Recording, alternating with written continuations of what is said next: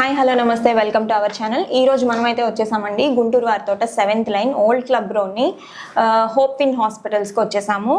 So ఈ హాస్పిటల్లో ఒక స్పెషాలిటీ ఉందండి. ఏంటంటే 10 రూపీస్కే ఓపీ చూస్తారు. సో అండ్ రక్త పరీక్షల్లో వచ్చేసి 50% వరకు క్యాష్ బ్యాక్ ఉంటుంది. అండ్ ఓపీ ఫీజు వచ్చేసి 10 రూపీసే. ఇదైతే నేను వినలేదు ఎప్పుడు, ఇదే ఫస్ట్ టైం చూస్తున్నాను. సో ఇది స్టార్ట్ చేసి కూడా 1.5 year అవుతుంది. సో ఎప్పుడు ఇలానే ఉంటుంది అని చెప్పేసి మేడం అయితే చెప్తున్నారు. సో మనతో ఇవాళ క్షమా సుల్తానా గారు ఉన్నారు. So she one of the gynaecologist specialist ఆవిడ. సో ఆవిడని అడిగి తెలుసుకుందాము అసలు లేడీస్కి ప్రెగ్నెన్సీస్లో ఎలాంటి ప్రాబ్లమ్స్ ఉంటాయి అండ్ ఎలాంటి ఫుడ్ తీసుకోవాలి, ఆ టైంలో ఏమేమి తినొచ్చు ఏమేమి తినకూడదు, ఏ మంత్లో ఏం జాగ్రత్తలు తీసుకోవాలి అని చెప్పేసి మేడం అయితే మనకి వివరిస్తారు. సో మేడం మనతో ఉన్నారు. సో ఆవిడనే అడిగి తెలుసుకుందాం. మేడం నమస్తే. మేడం నమస్తే అండి. సో మేడం చెప్పండి, అసలు మన హాస్పిటల్ స్టార్ట్ చేసి ఎంత కాలం అవుతుంది? మన హాస్పిటల్ స్టార్ట్ చేసి August 29th 4 years కాబోతున్నాయండి.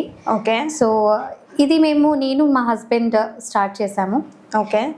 సో ఇక్కడ వచ్చేసి 10 రూపీస్కే ఓపీ చూస్తున్నారు అని చెప్పేసి ఇక్కడ పాంప్లెట్లో అయితే చూసాను. సో ఇది ఎందుకని మేడం, అంటే అందరికి అవైలబుల్గా ఉండాలనా లేకపోతే? ఎస్, అఫ్ కోర్స్ అందరికీ అవైలబుల్ ఉండాలని. అండ్ పేదవాళ్ళు ఎవరైతే కొంచెం ఓపిడి చూపించుకోవడానికే ప్రభుత్వ హాస్పిటల్లో గంటలు తరబడి కూర్చుంటారు, కానీ వాళ్ళకి టైం దొరక్క, వాళ్ళకి కరెక్ట్గా టైంలో ట్రీట్మెంట్ దొరకదు. ఏ హెల్ప్ అయితే టైంలో దొరకదో అది హెల్ప్ ఫ్రూట్ఫుల్గా ఉండదు.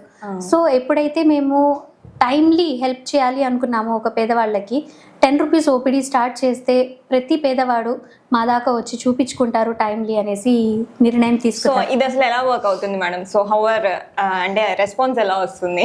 రెస్పాన్స్ స్లోలీ జనాల్లోకి వెళ్ళాలి. ఇంకా సో ఒకేసారిగా ఏది మేము కోరుకోము, అందుకని మెల్లమెల్లగా స్టార్ట్ అయింది పోరాటం. సో ముందుగా ఎవరికైతే హెల్ప్ఫుల్ అయిందో వాళ్ళ మౌత్ పబ్లిసిటీ ద్వారా ఇంకా వాళ్ళ ట్రీట్మెంట్ ఎలా ఉంది, 10 రూపాయలకి ట్రీట్మెంట్ దొరుకుతుంది, అది ఎలా ఉంది అనేసి ప్రజలే చెప్తారు. సో ముందుగా టైమే చెప్తుంది అని మేము చాలా ఆశగా ఉన్నాం. సో ఇదైతే చాలా మంచి థాట్ మేడం, మాకైతే చాలా హ్యాపీగా ఉంది మిమ్మల్ని ఇంటర్వ్యూ చేయడం. సో చెప్పండి మేడం, ఇప్పుడు లేడీస్కి ప్రెగ్నెన్సీ అనేది చాలా ఇంపార్టెంట్, వాళ్ళ లైఫ్ స్పాన్లోనే అది చాలా ఇంపార్టెంట్ పార్ట్. సో అసలు ప్రెగ్నెన్సీ వచ్చిన దగ్గర నుంచి ఎలాంటి జాగ్రత్తలు తీసుకోవాలి? అంటే ఫస్ట్ 3 monthsలోనే చాలా మిస్క్యారేజెస్ అయిపోతూ ఉంటాయి అని చెప్పేసి ఉంది కదా. ఎస్. సో ఎలాంటి జాగ్రత్తలు తీసుకోవాలంటారు?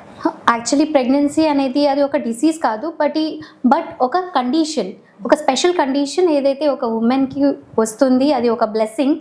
అండ్ అదే బ్లెస్సింగ్ ఎప్పుడైతే ఒక హార్మోనల్ ఇంబ్యాలెన్స్ లేకపోతే కొన్ని వేరే కారణాల వల్ల, జెనెటిక్ అబ్నార్మాలిటీ వల్ల లేకపోతే యూట్రైన్ అబ్నార్మాలిటీస్ వల్ల కొన్ని అబార్షన్స్ ఫస్ట్ ట్రైమిస్టర్లోనే జరిగిపోతాయి. ఓకే. ఫస్ట్ ట్రైమిస్టర్ అంటే మొదటి 3 నెలలు. ఓకే. 1వ వారం నుంచి 13వ వారం వరకు ఫస్ట్ ట్రైమిస్టర్ అంటాము. ఈ వారాల్లో కంపల్సరీగా ఎప్పుడైతే హార్మోనల్ ఇంబ్యాలెన్స్ ఉంటుందో వాళ్ళకి గర్భస్రావం జరిగే ఛాన్సెస్ ఎక్కువగా ఉంటాయి. అది మేము ఇంజెక్షన్స్ ద్వారా, టాబ్లెట్స్ ద్వారా ఆపడానికి చూస్తాము. కానీ కొంతమందిలో హార్మోనల్ బ్యాలెన్స్ తక్కువ అయ్యి లేకపోతే గర్భసంచిలో సరిగ్గా ప్లేస్ లేక అవి అబార్షన్స్ జరగడానికి ఛాన్సెస్ ఎక్కువగా ఉంటాయి.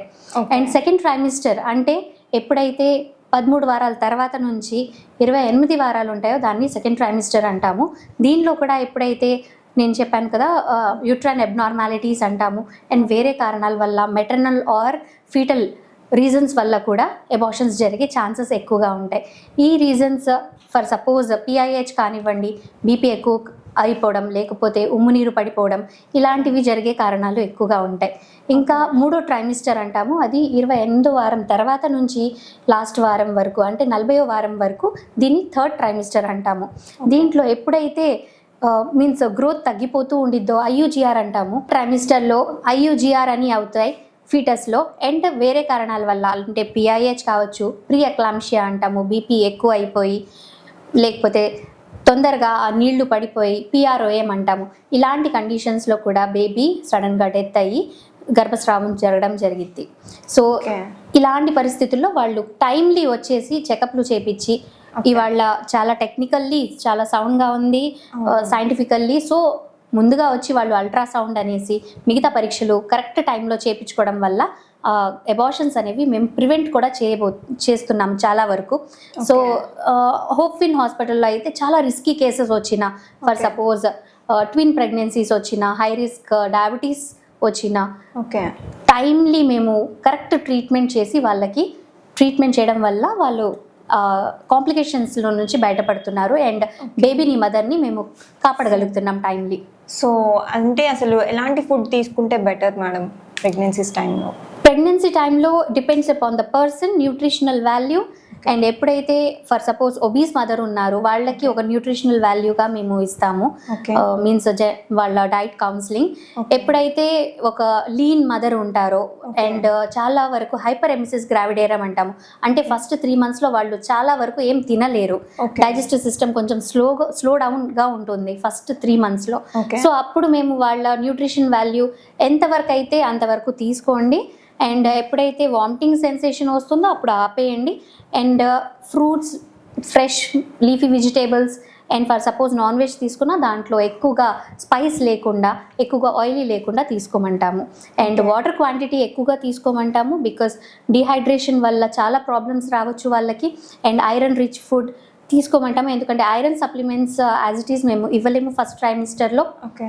సో అలాగా మేము iron rich food and dry fruits అలాంటివి తీసుకోమంటాము. ఓకే. సో మరి ఇప్పుడు 5th month నుంచి 7th month వరకు కొంచెం ఎలాంటి జాగ్రత్తలు తీసుకోవాల్సి ఉంటుంది? 5th month అనగా ఎప్పుడైతే మేము 20 weeks క్రాస్ అవుతామో అప్పుడు ఇంకా చాలా ఇంపార్టెంట్ స్టేజ్ స్టార్ట్ అయ్యింది. అప్పుడు బాడీలో కొన్ని చేంజెస్ వస్తాయి.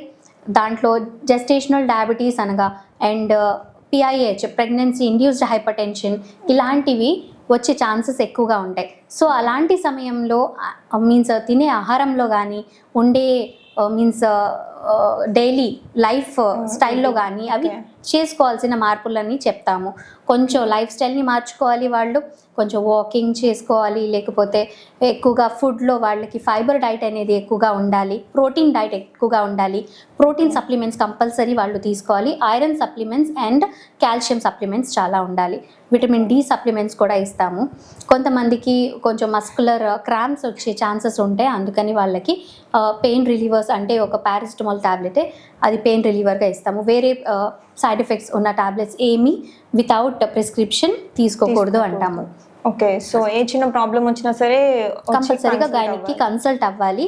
టైమ్లీ కన్సల్టేషన్లో రిస్క్ తక్కువ అయ్యే ఛాన్సెస్ ఉంటాయి.